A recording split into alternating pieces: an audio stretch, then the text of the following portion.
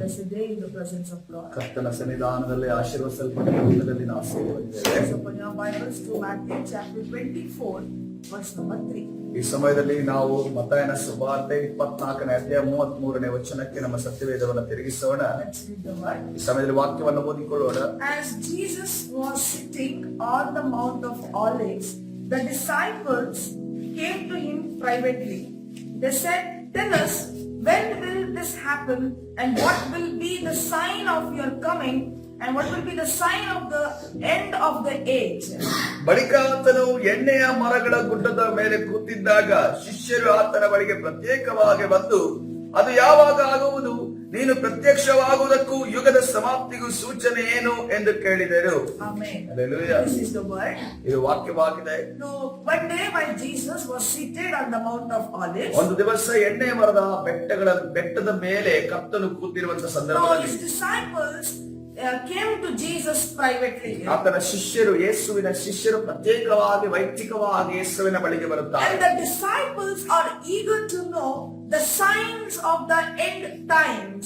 ಯೇಸು ಕ್ರಿಸ್ತನ ಶಿಷ್ಯರು ಯೇಸು ಕ್ರಿಸ್ತನ ಮುಖಾಂತರವಾಗಿ ಕಡೆಯ ಕಾಲದ ಅಂತ್ಯಕಾಲದ ಸೂಚನೆಗಳು ಯಾವುದಾಗಿದ್ದಾವೆ ಅನ್ನೋದನ್ನ ತಿಳಿದುಕೊಳ್ಳಲು ಬಯಸುತ್ತಾರೆ. Then the Lord Jesus Christ, ಆವಾಗ ಕರ್ತನಾದ ಯೇಸು ಕ್ರಿಸ್ತನು in the same chapter, he gives them the 7 prophetic signs of the end age. ಅದೇ ಅಧ್ಯಾಯದಲ್ಲಿ ಅಂತ್ಯಕಾಲದ ಅದರ ಸೂಚನೆಗಳನ್ನ ಅಲ್ಲಿ ಕೊಡುವುದನ್ನು ನಾವು ನೋಡ್ತಾ ಇದ್ದೇವೆ. Jesus Christ gives them the 7 prophetic signs. ಯೇಸು ಕ್ರಿಸ್ತನು ಅಲ್ಲಿ 7 ಅಂತ್ಯಕಾಲದ ಸೂಚನೆಗಳನ್ನ ಪ್ರವಾದನೆ ರೂಪಕವಾಗಿ ಅಲ್ಲಿ ಕೊಡುವುದನ್ನು ನಾವು ಗಮನಿಸುತ್ತೇವೆ. Today we are going to learn one of those signs. ಆದರೆ ಇವತ್ತಿನ ದಿವಸ ಆ ಒಂದು 7 ಸೂಚನೆಗಳಲ್ಲಿ ಒಂದು ಸೂಚನೆಯನ್ನು ನಾವು ಇವತ್ತಿನ ದಿವಸ ಕಲಿಯಲಿಕ್ಕಿದ್ದೇವೆ. Same chapter, Matthew chapter 24, verse number 4 and 5. ಮತ್ತಾಯನ ಸುವಾರ್ತೆ 24ನೇ ಅಧ್ಯಾಯ 4ರಿಂದ 5 ವಚನಗಳು. See, look what Jesus Christ says. ಯೇಸು ಕ್ರಿಸ್ತನು ಅಲ್ಲಿ ನೋಡ್ರಿ ಏನು ಹೇಳ್ತಿದ್ದಾರೆ ಎಂದು ಗಮನಿಸಿರಿ. At that time, deception will run rampant. ಯೇಸು ಅವರಿಗೆ ಉತ್ತರವಾಗಿ ಹೇಳಿದ್ದೇನೆಂದರೆ, ಯಾರಾದರೂ ನಿಮ್ಮನ್ನು ಮೋಸಗೊಳಿಸಾರು ನೋಡಿಕೊಳ್ಳಿರಿ. So beware that you are not fooled, for many will appear on the scene claiming my authority or saying about themselves, I am God's anointed, and they will lead many astray. ಯಾಕಂದರೆ ಅನೇಕರು ಬಂದು ತನ್ನ ಹೆಸರನ್ನು ಎತ್ತಿಕೊಂಡು ನಾನು ಕ್ರಿಸ್ತನು ಹೇಳಿ ಎಷ್ಟೋ ಜನರನ್ನು ಮೋಸಗೊಳಿಸುವರು. Shall we read the word again? ವಾಕ್ಯವನ್ನು ಮತ್ತೆ ತಿರುಗಿ ಓದೋಣ. We read it very slowly. ನಾವು ಬಹಳ ನಿಧಾನವಾಗಿ ವಾಕ್ಯವನ್ನು ಓದಿಕೊಳ್ಳೋಣ. The word says, at that time deception will run rampant. So beware that you are not fooled, for many will appear on the scene claiming my authority or saying about themselves that I am God's anointed, and they will lead many astray. ಯೇಸು ಅವರಿಗೆ ಉತ್ತರವಾಗಿ ಹೇಳಿದ್ದೇನೆಂದರೆ, ಯಾರಾದರೂ ನಿಮ್ಮನ್ನು ಮೋಸಗೊಳಿಸಾರು ನೋಡಿಕೊಳ್ಳಿರಿ. ಯಾಕಂದರೆ ಅನೇಕರು ಬಂದು ನನ್ನ ಹೆಸರನ್ನು ಎತ್ತಿಕೊಂಡು ನಾನು ಕ್ರಿಸ್ತನು ಎಂದು ಹೇಳಿ ಎಷ್ಟೋ ಜನರನ್ನು ಮೋಸಗೊಳಿಸುವರು. Hallelujah. See, the scripture tells us that in the end times many will be deceived. ದೇವರ ವಾಕ್ಯ ಸ್ಪಷ್ಟವಾಗಿ ಹೇಳ್ತದೆ, ಕಡೆ ಕಾಲದಲ್ಲಿ ಅಂತ್ಯಕಾಲದಲ್ಲಿ ಅನೇಕ ಜನರು ಮೋಸಗೊಳ್ಳುತ್ತಾರೆ. Just do you know one of the ways how the people can be deceived? ಜನರು ಯಾವ ರೀತಿಯಲ್ಲಿ ಮೋಸಗೊಳ್ಳುತ್ತಾರೆ ಎನ್ನುವುದಕ್ಕೆ ಒಂದು ಮಾರ್ಗ ಯಾವುದು ಗೊತ್ತಾ? Some people, instead of hearing what God says, they will rush to hear what they want to hear.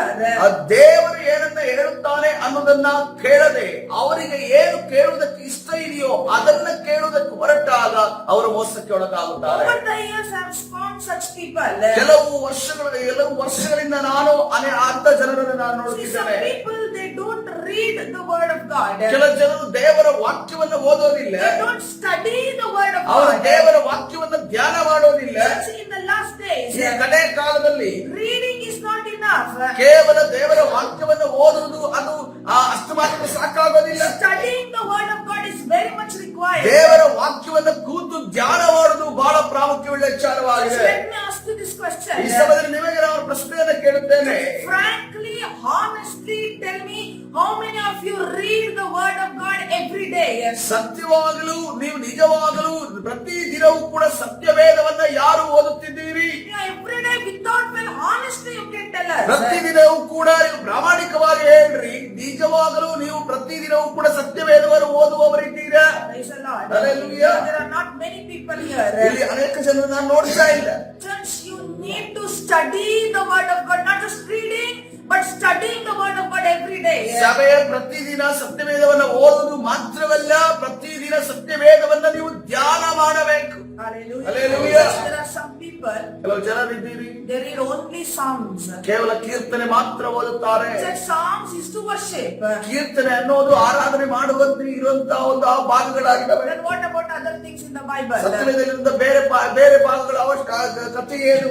There are some people who read only Proverbs. ಕೆಲವರು ವ್ಯಕ್ತಿಗಳಿದ್ದೀರಿ, ನೀವು ಜ್ಞಾನೋಕ್ತಿಯನ್ನು ಮಾತ್ರ ಓದುತ್ತೀರಿ. Proverbs is for wisdom. ಜ್ಞಾನೋಕ್ತಿ ಕೇವಲ ಒಂದು ಜ್ಞಾನವನ್ನು ಪಡೆದುಕೊಳ್ಳುವುದಕ್ಕೋಸ್ಕರ. There are some people who read only Gospels.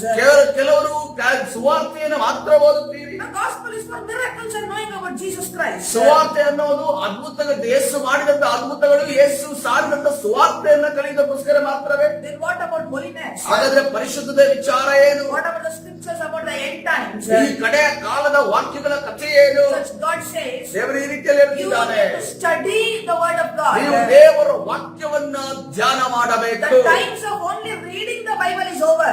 ಕೇವಲ ಸತ್ಯವೇದದ ವಾಕ್ಯಗಳನ್ನು ಓದಿ ಮುಗಿಸುವುದು ಆ ಸಮಯ ಇನ್ನು ಮುಗಿದೋಯ್ತು. Now it's a time to study the word of God. ಈಗ ದೇವರ ವಾಕ್ಯವನ್ನ ನಾವು ಕುಳಿತುಕೊಂಡು ಧ್ಯಾನ ಮಾಡುವಂತ ಸಮಯ If you ಇದಾಗಿದೆ. don't study the word of ಒಂದು God, ವೇಳೆ ದೇವರ ವಾಕ್ಯವನ್ನು ನೀವು ಕಲಿಯದೆ ಹೋದರೆ, ಧ್ಯಾನ ಮಾಡದೆ if you ಹೋದರೆ, don't spend your time in prayer, in much of prayer, ನಿಮ್ಮ ಸಮಯವನ್ನ, ನೀವು ಹೆಚ್ಚಾದ ಸಮಯವನ್ನ ನೀವು ಪ್ರಾರ್ಥನೆಯಲ್ಲಿ ಕಳೆಯದೆ you ಹೋದರೆ can easily be deceived. ನೀವು ಬಹಳ ವೇಗವಾಗಿ ಮೋಸಗೊಳ್ಳುತ್ತೀರಿ. Since the deceivers will twist the word of God for their profit. ಸಭೆ ಆ ಒಂದು ವ್ಯಕ್ತಿಗಳು ಯಾರು ಬರ್ತಾರೆ, ಅವರ ಒಂದು ಮೋಸ ಮಾಡುವವರು ಯಾರಿದ್ದಾರೆ, ಅವರು ತಮ್ಮ ಲಾಭಕ್ಕೋಸ್ಕರ ಒಂದು ವಾಕ್ಯವನ್ನು ತಿರುಚುತ್ತಾರೆ. That's why Jesus clearly says, ಅದಕ್ಕೋಸ್ಕರವಾಗಿ ಯೇಸು ಕ್ರಿಸ್ತನು ಸ್ಪಷ್ಟವಾಗಿ ಹೇಳ್ತಾನೆ, beware, you are not fooled.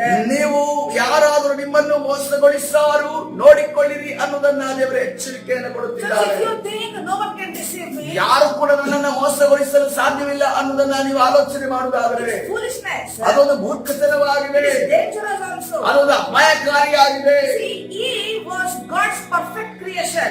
ಅವಳು ದೇವರ ಒಂದು ಪರಿಪೂರ್ಣವಾದ ಸೃಷ್ಟಿಯಾಗಿದ್ದಾಳೆ. And she lived in perfect surroundings. ಆಕೆ ಯಾವ ಒಂದು ಪರಿಸರದಲ್ಲಿ ಜೀವಿಸಲೆಂದು ನೋಡುವಾಗ ದೇವರು ನಿರ್ಮಿತವಾದ ಒಂದು ಸಂಪೂರ್ಣ ಉಳ್ಳಂತ ಒಂದು ಪರಿಸರದಲ್ಲಿ ಆಕೆ ಜೀವನ ಮಾಡುತ್ತೆ. Yet she was deceived. ಆದರೂ ಕೂಡ ಆಕೆ ಮೋಸಗೊಂಡಳೆ ಎಂದು ನಾವು ನೋಡ್ತಾ ಇದ್ದೇವೆ.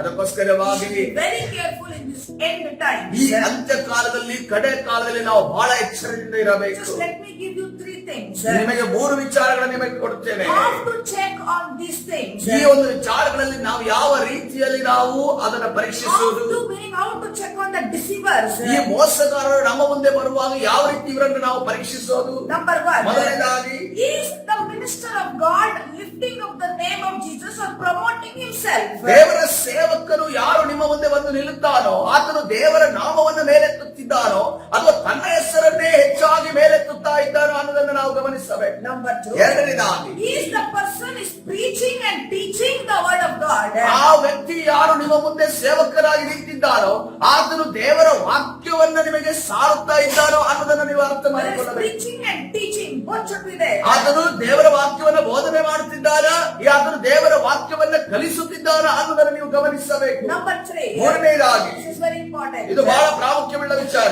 The person's personal life and the stage life must be in line with the word of God. ಆತನು ವೇದಿಕೆಯ ಮೇಲೆ ನಿಂತು ಹೇಳುತ್ತಿರುವಂತ ವಿಚಾರಗಳು ಅದೇ ರೀತಿಯಲ್ಲಿ ಆತನ ವೈಯಕ್ತಿಕ ಜೀವಿತ ಒಂದೇ ರೀತಿ ಇದೆಯಾ ಅನ್ನೋದನ್ನ ನಾವು ಪರೀಕ್ಷಿಸಬೇಕಾಗಿದೆ. I was in some meeting in some place.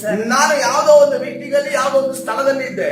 He was preaching the right word. ಆ ಸರಿಯಾದ ಸತ್ಯವೇದವನ್ನ ವಾಕ್ಯವನ್ನೇ ಆ ವ್ಯಕ್ತಿ ಸಾರುತ್ತಿದ್ದನು. But I found him false. He was only by looking into his personal life. ಆತನ ವೈಯಕ್ತಿಕ ಜೀವಿತವನ್ನು ನೋಡುವಾಗ ಅಲ್ಲಿ ಅನೇಕ ತಪ್ಪುಗಳು, ಅನೇಕ ಸಮಸ್ಯೆಗಳು ಇದ್ದವು ಅನ್ನೋದನ್ನು ನಾನು What ಗಮನಿಸಿದೆ. he spoke was not line with the word of God and his personal life. ಆತನು ಏನನ್ನ ಮಾತನಾಡಿದನೋ ಆತನ ವೈಯಕ್ತಿಕ ಜೀವಿತಕ್ಕೆ ಯಾವುದೇ ರೀತಿಯ ಸಂಬಂಧ ಇರಲಿಲ್ಲ. Complete lies. ಸಂಪೂರ್ಣವಾಗಿ ಸುಳ್ಳುಗಳನ್ನು ಹೇಳಿದನು. Whatever he spoke and his personal life was dead opposite. ಆತನು ಯಾವ ವಿಚಾರವನ್ನ ದೇವರ ವಾಕ್ಯವನ್ನು ಮಾತನಾಡಿದನೋ ಮತ್ತು ಆತನ ವೈಯಕ್ತಿಕ ಜೀವಿತ ಹೇಗಿತ್ತು ಹೇಗಿತ್ತೋ ಅದು ಬಹಳ ವಿರೋಧವಾಗಿತ್ತು ಎಂದು ನಾವು That was ಗಮನಿಸಬಹುದು. how God revealed his true face. ಆ ರೀತಿಯಲ್ಲಿ ದೇವರು ಆತನ ನಿಜವಾದ ಮುಖವನ್ನು ನಮಗೆ I ಪ್ರಕಟಪಡಿಸಿದ್ದಾನೆ. give thanks to God. ನಾನು ದೇವರಿಗೆ ವಂದನೆಯನ್ನು God ಸಲ್ಲಿಸುತ್ತೇನೆ. sent his helper, Holy Spirit, to teach me about these things. ದೇವರಿಗೆ ಈ ಒಂದು ವಿಚಾರಗಳನ್ನು ನಾವು ಕಲಿಯೋದಕ್ಕೋಸ್ಕರ ಆತನು ಪರಿಶುದ್ಧ ಆತ್ಮನು ನಮಗೆ That is what ಕಳುಹಿಸಿಕೊಟ್ಟಿದ್ದಾರೆ. Lord Jesus Christ said. ಅದಕ್ಕೋಸ್ಕರವಾಗಿ ಯೇಸು ಕ್ರಿಸ್ತನು ಈ ರೀತಿಯಲ್ಲಿ ಹೇಳಿದನು, It is good that I go to the Lord. ನಾನು ದೇವರ ಬಳಿ ತಂದೆ ದೇವರ ಬಳಿ ಹೋಗುವುದು ಬಹಳ ಒಳ್ಳೆಯದೇ ಆಗಿದೆ. If I go, I will send my helper to you. ಒಂದು ವೇಳೆ ನಾನು ನನ್ನ ತಂದೆಯ ಬಳಿ ಹೋಗುವುದಾದರೆ ನಾನು ನಿಮಗೆ ಸಹಾಯಕನಾಗಿ ಪರಿಶುದ್ಧಾತ್ಮನನ್ನು ನಾನು ನಿಮಗೆ ಕಳುಹಿಸುತ್ತೇನೆ. And he will guide you into all the truth. ಆತನು ನಿಮ್ಮನ್ನ ಸತ್ಯದ ಕಡೆ ಆತನು ನಿಮ್ಮನ್ನ ನಡೆಸುತ್ತಾನೆ ಎನ್ನುವುದನ್ನು ಯೇಸು ಕ್ರಿಸ್ತನು ಹೇಳುತ್ತಾನೆ. Hallelujah. Just today's word. ಇವತ್ತಿನ ದಿವಸ ದೇವರ ವಾಕ್ಯ, Don't be deceived. ಯಾವುದೇ ಕಾರಣಕ್ಕೂ ಮೋಸಗೊಳ್ಳಬೇಡ್ರಿ. Pray.